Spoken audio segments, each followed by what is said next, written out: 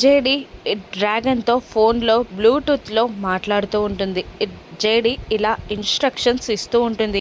నువ్వు బయటికి వెళ్ళి మాట్లాడే ప్రతి మాటతో మీనన్ వెన్నులో వణుకు పుట్టాలి.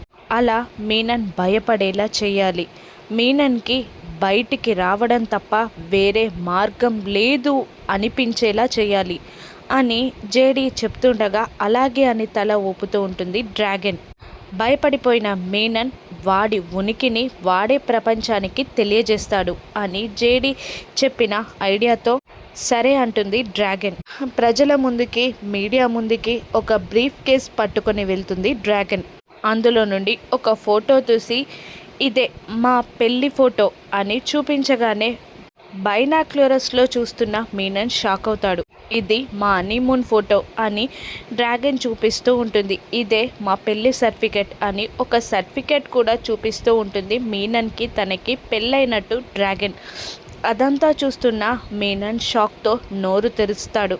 ఇంకా డ్రాగన్ ఇలా చెప్తూ ఉంటుంది, అందుకే ప్రభుత్వానికి సహకరించి మా వంతు ఆస్తి మాత్రం మాకు వచ్చేలా చేసుకొని మిగతా ఆస్తి మొత్తాన్ని అనాథ శరణాలయాలకి విరాళంగా ఇచ్చేద్దామనుకుంటున్నాను అని డ్రాగన్ అనౌన్స్ చేయగానే మీనన్ షాక్ అవుతాడు. ఆస్తి మొత్తం అనాథ శరణాలయాలకి ఇచ్చేస్తుందంటారా అని తల బాదుకుంటూ ఉంటాడు ఆ మీనన్ పక్కనున్న తన అసిస్టెంట్తో. మీనన్కి తనకి పెళ్ళైపోయింది అని, తనే మీనన్ భార్య అని మీడియాని, ప్రజల్ని ఒప్పించడంలో డ్రాగన్ సక్సెస్ అవుతుంది.